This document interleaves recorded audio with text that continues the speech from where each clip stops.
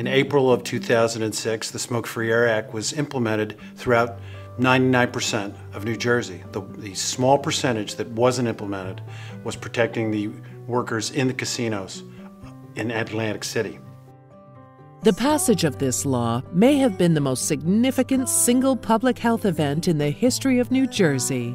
But years after the Smoke-Free Air Act was signed into law, about 1% of workers in New Jersey are still not protected. It's estimated that the Smoke-Free Air Act does not protect more than 30,000 Atlantic City casino workers. I escaped from casino industry 2 years, and there is no way I can survive, so I fall back on same industry again. So same casinos, same environment, and there is no way I can survive. Unfortunately, people who try to avoid exposure to secondhand smoke in the casinos, such as the casino workers themselves, are generally unable to remove themselves from being exposed to secondhand smoke because really the effect permeates the entire casino floor.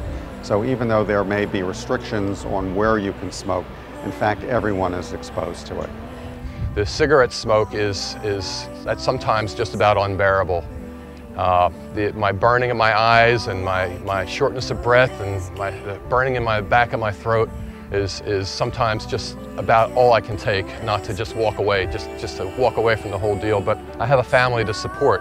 You know, when I started in the casino industry back in early 80s, we didn't really know about the dangers of secondhand smoke. The dealers that went to work in that environment then did not know and did not have a federal guideline which says that secondhand smoke was dangerous. Had they known that then, they could have made a different choice if it was going to be allowed, but they didn't know it. And so we, I believe, have some obligation to address that because these casinos are in our municipality. Atlantic City took on its own initiative, and the Atlantic City Council, very courageously I might add, did pass an ordinance that eventually restricted smoking and eliminated smoking in the public places on the casino floors themselves.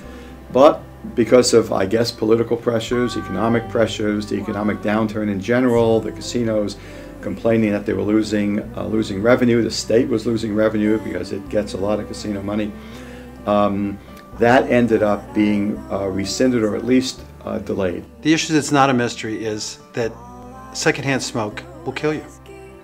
The mystery is why these workers were left out. There are 40,000 workers who are exposed on a daily basis to tobacco in Atlantic City. My name is Vince Rennick. I'm a lifelong New Jersey resident from Atlantic County. I worked 27 years in the casino industry.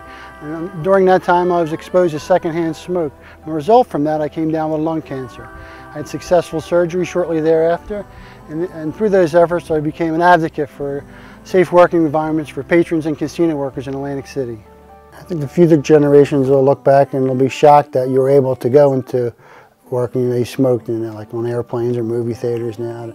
There's nowhere you can smoke in the state of New Jersey except on a casino floor, and that's just total insanity. Just in the last 5 years myself, I read the paper every week. You see some guy, 50-year-old guy, you don't even have to look where they work. They're pit boss, security guard, dealer, maintenance guy on the floor, and it's just, I don't know, it strikes me as quite odd to see all these young people that work 25 years in the casino that are passing away. And you see so many of the ladies that are having breast cancer, ovarian cancer, and bladder cancer. There's some of the major causes from secondhand smoke, and that's just fact. That's just not something I'm dreaming up. 30 years ago, it was a different thing. They had smoking in restaurants, they had smoking in lounges, in hospitals even. It took people 30 years to wake up to find out what they were doing to themselves and what they were doing to each other. And they're wising up. It's time that they finished the job that they started. They were right on when they took the smoke out of the restaurant, when they took it out of the bars. It's time to take it out of my face too. In May 2012, Atlantic City's newest casino opened totally smoke-free. The management of Revel, a multi-billion-dollar resort, decided to operate a 100% smoke-free property.